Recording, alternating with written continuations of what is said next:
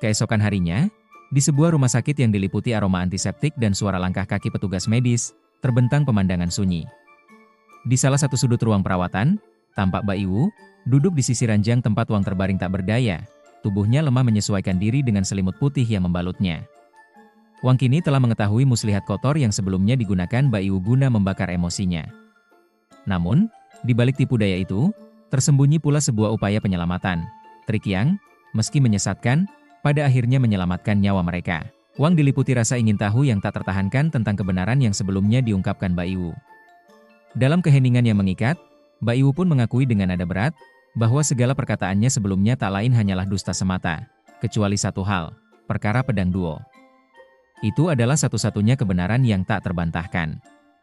Dengan senyum ringan yang tergores di wajahnya yang keruh oleh rasa bersalah, Mbak Iwu memohon agar Wang tak perlu khawatir, sebab dirinya akan memberikan bagian dari hasil penjualan pedang itu. Mbak Iwu bersumpah dalam diam, bahwa ia takkan mengingkari janjinya. Namun Wang, yang hatinya tergetar oleh keharuan, tiba-tiba saja menitikkan air mata.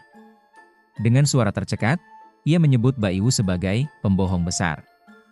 Mbak Iwu segera merangkul tubuh lemah Wang, mencoba menenangkan gejolak yang menyusup ke dalam dada temannya itu. Dan di pelukannya, Mbak Iwu mengaku bahwa segala kekacauan ini adalah akibat dari dirinya. Ia akan menebus semuanya, seberat apapun harga yang harus dibayar. Wang, yang wajahnya berubah menjadi serius, tiba-tiba menggugah kembali soal perjanjian mereka. Perihal Mbak Iwu yang hendak menjadikannya murid, serta mengajarkan padanya seni peramalan yang misterius dan sukar. Mbak Iwu mengangguk lambat, mengakui betapa sulitnya perkara itu. Terlebih bila mengingat kapasitas dan kelayakan Wang yang jauh dari harapan.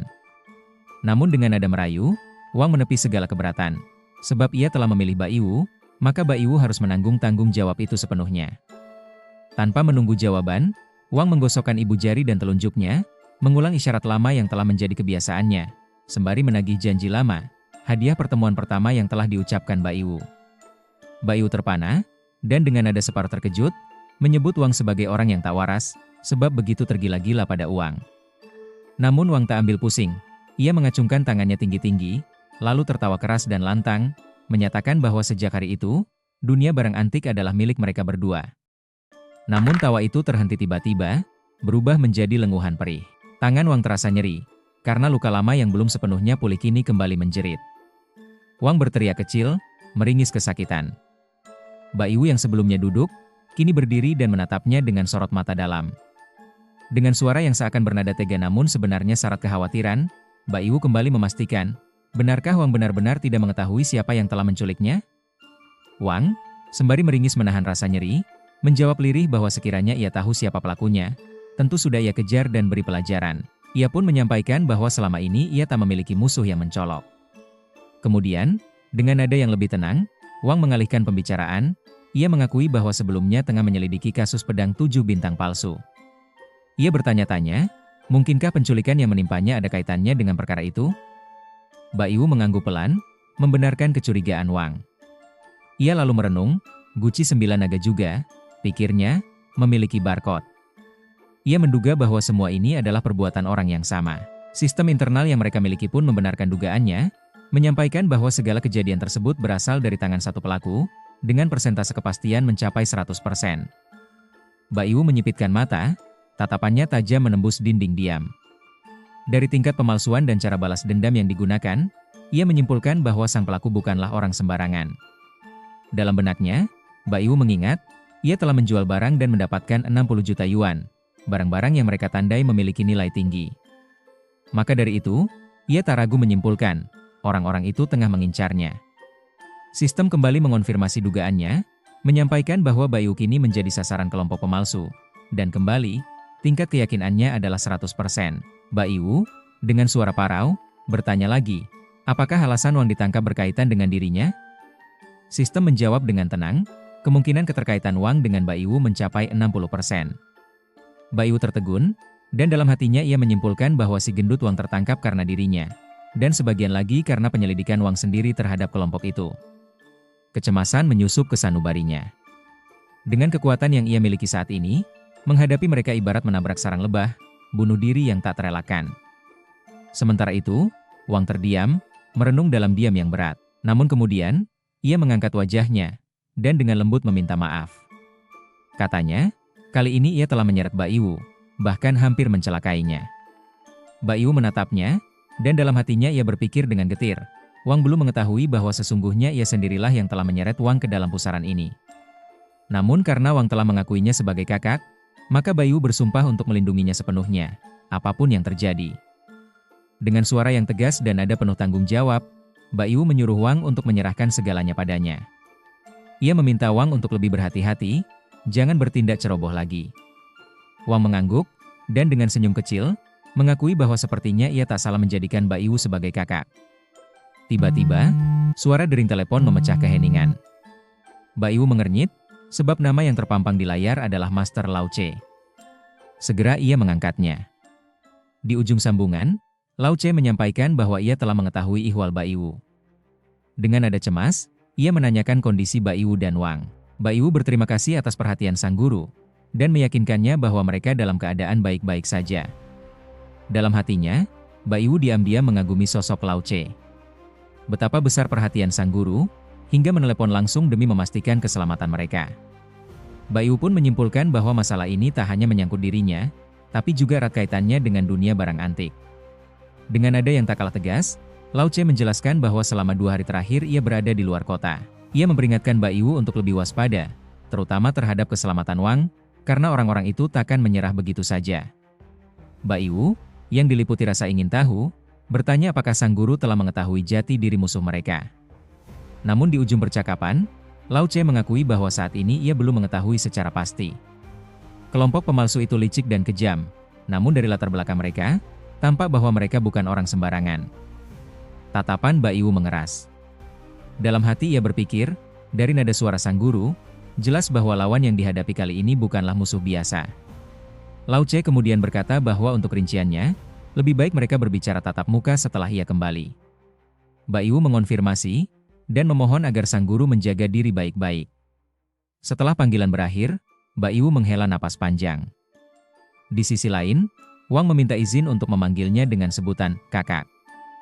Ia mengakui bahwa dari percakapannya dengan Master Lao Che, tampak jelas bahwa hubungan di antara mereka tidaklah biasa. Jika demikian, katanya, maka kini mereka dapat melangkah dengan penuh keyakinan di lingkaran dunia barang antik. Mbak Iwu tak menjawab, hanya tenggelam dalam pikirannya sendiri.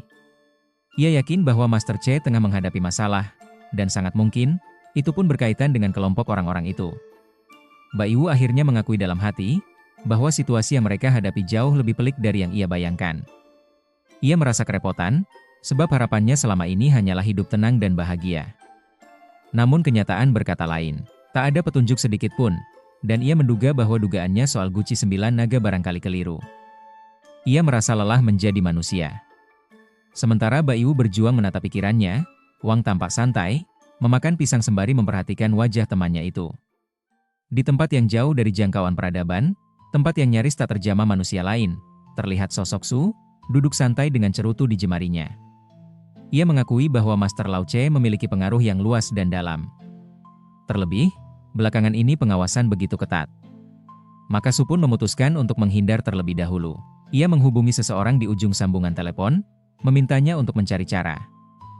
Seseorang di tempat yang berbeda mengiyakan permintaan Su, dan menyuruhnya untuk menyerahkan semuanya pada dirinya. Orang itu berkata, bahwa mereka akan menggunakan orang dalam dari lingkaran barang antik untuk menyelesaikan masalah ini. Dengan senyum aneh yang terukir di wajahnya, pria misterius itu menargetkan Lao Che, dan juga bocah sialan itu.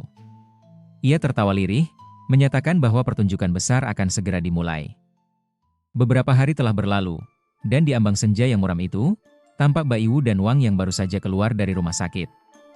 Wang menyamarkan keberadaannya dengan masker, topi, dan sepasang kacamata gelap, seakan hendak mencair ke dalam keramaian dunia yang acuh tak acuh.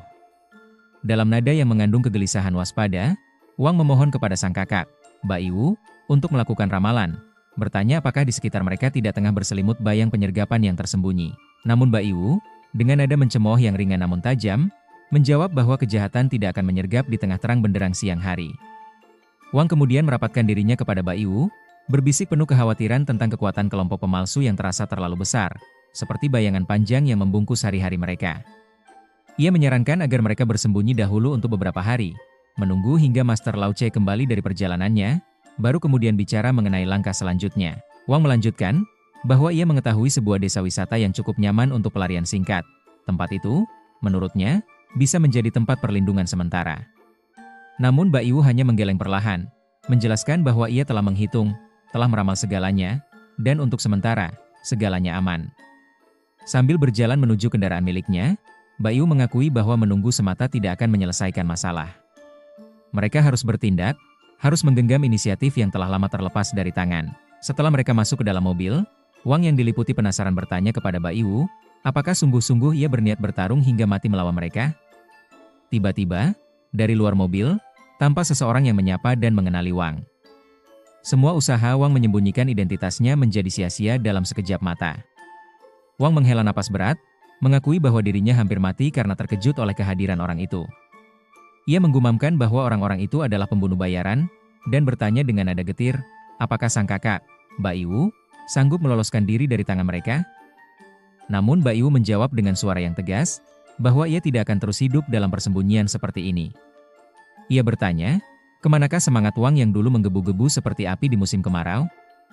Wang terdiam, membiarkan kata-kata itu mengendap dalam hatinya.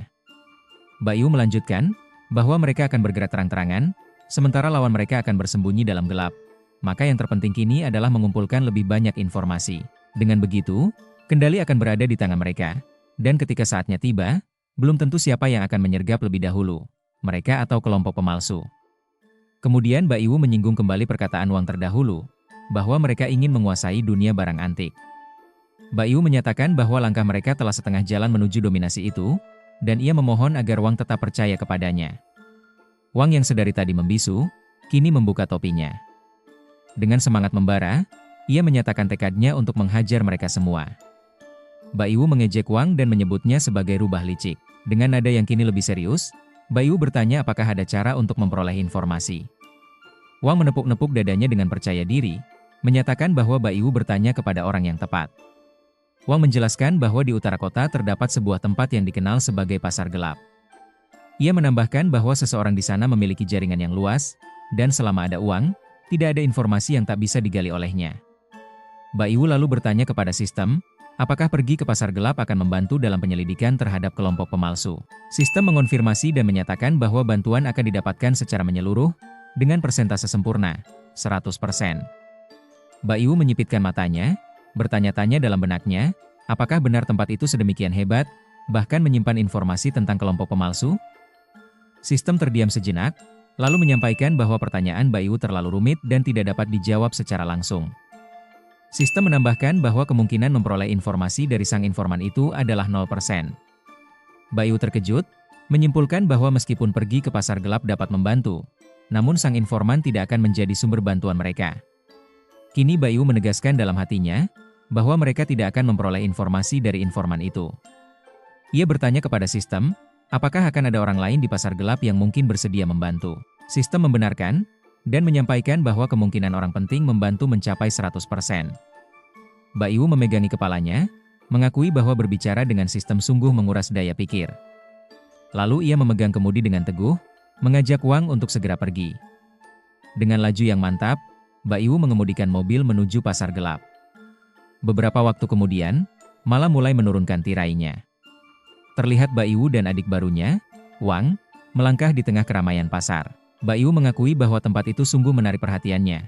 Lalu bertanya apakah Wang mampu melihat dengan jelas dalam kegelapan malam seperti itu. Wang tertawa kecil, merasa senang karena akhirnya Mbak Iwu memahami juga. Ia menjelaskan bahwa pasar gelap memang hanya buka saat malam menyelimuti, dan akan tutup ketika fajar merekah. Wang mengajak Mbak Iwu menikmati pasar itu perlahan. Mbak Iwu menyipitkan matanya, menyimak perkataan Wang. Wang menjelaskan bahwa sang informan tidak akan muncul dengan segera, oleh karena itu ia akan mengajak Mbak Iwu berjalan-jalan dahulu untuk melihat-lihat suasana. Mbak Iwu mengangguk pelan, menyatakan bahwa hari ini ia akan benar-benar melihat dunia luar. Tanpa mereka sadari, dari kejauhan, tampak seorang pria misterius tengah mengamati mereka. Pria itu mengangkat telepon, dan menyampaikan bahwa segala urusan telah diselesaikan sesuai perintah. Suara di ujung sana mengonfirmasi dan menjanjikan bagiannya. Setelah mematikan sambungan, pria itu tersenyum sinis, berkata bahwa ia telah menyebarkan desas-desus dan akan mendapatkan 10 juta yuan. Ia menyindir Wang, memintanya agar tidak menyalahkan dirinya karena tak menunjukkan belas kasihan. Lalu, pria itu merogoh pinggangnya, menyiapkan sebilah pisau. Namun tanpa ia ketahui, seorang pria lain mengamati gerak-geriknya dari belakang. Pria misterius itu kemudian mengikuti Bai Wu dan Wang dari kejauhan. Sementara itu, Wang dengan nada tinggi mengakui bahwa ia bukan hendak menyombongkan diri, namun di tempat itu, dirinya adalah sosok penting. Ia berkata bahwa tak ada satu urusan pun yang tak ia ketahui. Wang lalu menyapa salah seorang pedagang bernama Zhao Tua, namun yang disapa malah memalingkan wajah. Wang tertegun, bertanya-tanya karena perlakuan itu tidak seperti biasanya. Ia lalu menghampiri pedagang lain, bertanya apakah ada barang bagus di tokonya. Namun, orang itu pun menatap Wang dengan tajam dan merendahkan. Bai Wu, dengan nada menyindir, menyatakan bahwa pengaruh Wang sungguh luar biasa. Wang mulai panik, mencoba meyakinkan Bai Wu bahwa ia mungkin telah salah mengenali orang. Ia lalu meminta Bai Wu untuk terus berjalan, agar bisa menemui rekannya yang sering menerima barang-barang kecil darinya. Beberapa saat kemudian, Wang dengan tergesa-gesa menghampiri seorang pedagang lain. Pedagang itu, tanpa memandang, mempersilakan Wang untuk melihat-lihat. Wang menyapanya dengan sebutan Kak San, menanyakan apakah ada barang bagus yang bisa dijual. Namun setelah melihat siapa yang berdiri di hadapannya, pedagang itu buru-buru meminta maaf, menyatakan bahwa semua barang telah dipesan oleh seseorang. Ia menyarankan Wang untuk mencari di tempat lain. Emosi Wang pun bangkit, ia bertanya dengan suara meninggi, apa maksud ucapan pedagang itu? Mengingat bagaimana sejak awal dirinya diabaikan, Wang merasa murka. Ia memperingatkan pedagang itu agar tidak bermain-main dengannya, bahkan menyindir apakah ia telah salah minum obat. Pedagang itu pun terbakar emosi, menyuruh Wang untuk tidak bertele-tele. Ia menegaskan bahwa ia tidak akan menjual apapun kepada Wang. Suasana pun memanas, hubungan mereka terjalin dalam bara api ketegangan. Sementara itu, Bai Wu tampak menyadari sesuatu. Ia menepuk pundak Wang, lalu berbisik bahwa ada sesuatu yang tidak beres. Ia meminta Wang untuk melihat ke sekeliling. Dan benar, di sekitar mereka, wajah-wajah yang tampak tidak senang memperhatikan keberadaan mereka. Hampir seluruh pedagang di pasar gelap bersikap serupa. Wang terkejut, menduga bahwa seharusnya ia tidak keluar rumah hari ini. Ia bertanya-tanya, apakah ini adalah hari sialnya? Bai Wu diam-diam berpikir. Dalam hatinya, ia mengakui bahwa semula ia hanya berniat mencari informasi. Namun kini, pasar itu dipenuhi permusuhan. Ia menduga bahwa mereka telah dijebak. Kemudian, Bai Wu menyeret tangan Wang dan mengajaknya pergi dari tempat itu. Saat Bai Wu dan Wang beranjak meninggalkan pasar gelap yang sesak dan pengap itu, terdengarlah sorakan kasar dari orang-orang yang berada di sekeliling mereka. Tak hanya mencibir, mereka pun menghardik agar Bai Wu dan Wang tak lagi menampakkan wajah mereka di tempat itu. Tanpa menghiraukan cercaan yang dilemparkan ke arah mereka, Bai Wu menggiring Wang ke sebuah gang sempit, sementara Wang memandangi mereka dengan sorot mata yang muram dan menyiratkan kedukaan yang dalam. Dengan suara yang menyiratkan kepanikan sekaligus keingintahuan, Wang bertanya kepada kakaknya, Bai Wu, apa sebenarnya yang telah terjadi? Wang mengakui dengan nada getir, bahwa dirinya telah lama berkeliaran di jalanan itu selama bertahun-tahun lamanya. Namun, mengapa tiba-tiba seolah seluruh dunia memusuhinya, menjadikannya sasaran kemarahan dan kebencian? Bai Wu hanya terdiam, membiarkan pikirannya berkelana dalam hening, sebelum akhirnya ia berujar singkat, meminta Wang untuk diam dan mengikutinya tanpa banyak bicara. Lantas mereka pun menyusuri gang yang lebih dalam, dan di sana, tergantung sehelai pakaian yang sedang dijemur, tergoyang pelan oleh hembusan angin yang lembab dan sunyi. Beberapa saat berselang, tampak dua sosok menyelinap di antara keramaian pasar barang antik. Keduanya adalah Bai Wu dan Wang yang kini telah menyamar, menyelubungi diri dalam rupa dan busana yang tak dikenali. Mereka melangkah melewati kerumunan tanpa menerima perlakuan buruk seperti sebelumnya. Wang, dengan suara lirih namun getir, menyebut orang-orang itu dengan julukan yang kasar. Ia menuturkan bahwa dirinya adalah pribadi yang sopan dan beradab, bahkan selama ini semua orang menyukainya. Namun kini, mengapa seakan-akan ia menjadi musuh semua? Bai Wu, dengan nada tenang namun tegas, mengusulkan untuk langsung menanyakan kepada mereka. Barangkali dari sanalah kebenaran akan terungkap. Maka Bai Wu dan Wang pun melangkah menuju salah satu toko di pasar gelap itu. Bai Wu mengambil salah satu barang dari etalase, dan seketika pedagangnya terkejut melihat siapa yang berdiri di hadapannya. Namun ia tetap mempersilakan Bai Wu untuk melihat-lihat dan memilih barang sesuka hati. Tak ia sadari bahwa pelanggan di depannya itu tak lain adalah Bai Wu dan Wang dalam rupa yang berbeda. Lalu, salah satu pedagang menyampaikan kepada rekan sejawatnya, bahwa si gendut Wang telah menjadi anak buah Master Lao Che, seorang pedagang barang antik terkenal di jalanan.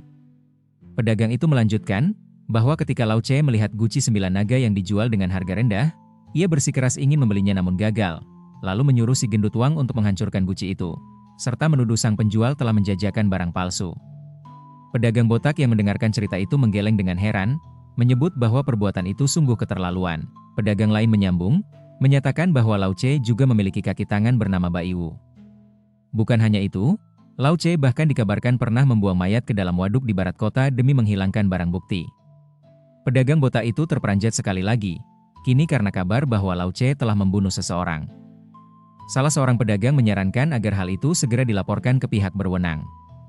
Namun pedagang lain menimpali, mengatakan bahwa Lau Che adalah tokoh yang sangat disegani di dunia barang antik. Matanya tajam, mampu menilai segala yang tersembunyi. Ia menduga bahwa si gendut Wang dan rekannya pasti ketakutan, meski faktanya Wang masih saja berkeliaran di pasar gelap. Lalu seorang pedagang bersuara lirih, menyebut bahwa kejahatan pada akhirnya akan memperoleh balasannya.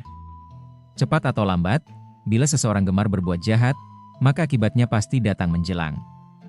Namun pedagang botak masih ragu, sebab sejauh ini belum ada bukti yang nyata. Pedagang lain mengangguk setuju. Memang tidak ada bukti, namun tidak mungkin ada asap tanpa api. Lagi pula, seluruh pasar telah memperbincangkan hal itu. Kemungkinan besar, itulah kebenaran. Namun sang botak tetap meragukan segalanya. Ia berkata bahwa di zaman ini, apa yang tampak di mata tak selalu mencerminkan kebenaran.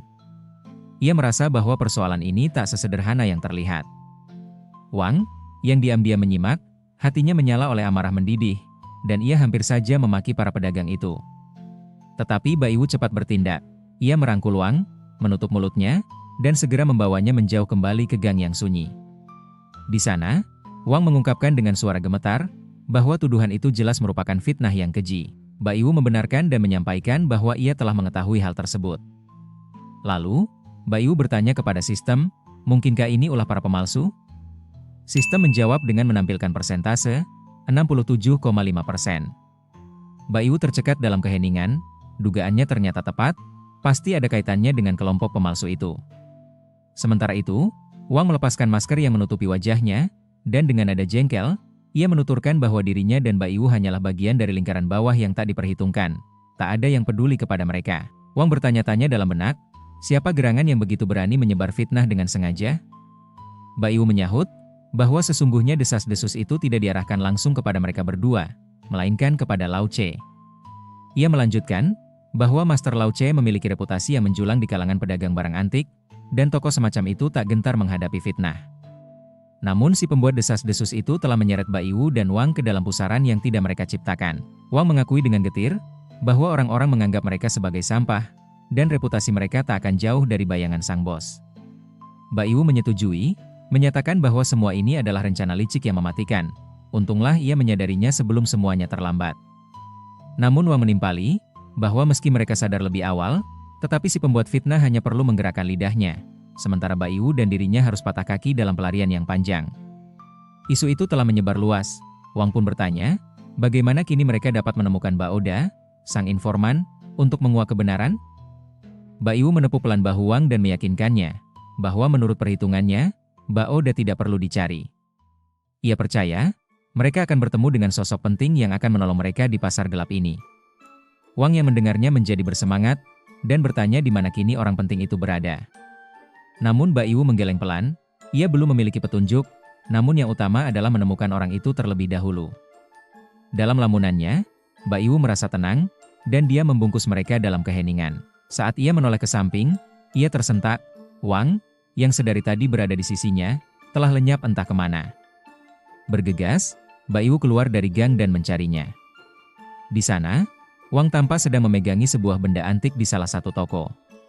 Pedagang yang menjualnya menyampaikan bahwa benda itu adalah kotak mekanik dari dinasti Qing, dan menyimpan misteri yang belum terpecahkan. Ia mengakui bahwa dirinya tak sanggup membukanya, dan menawarkan harga 30.000 yuan kepada Wang. Baiwu merasa kagum akan betapa cepatnya suasana hati Wang berubah.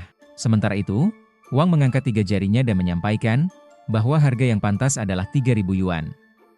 Namun pedagang itu, dengan suara pilu, menyatakan bahwa ia telah beberapa hari tak berjualan, dan memohon agar Wang tidak membuatnya merugi.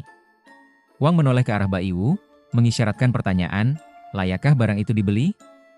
Mbak Iwu pun bertanya kepada sistem, dan hasilnya menyatakan bahwa barang itu asli, 100%.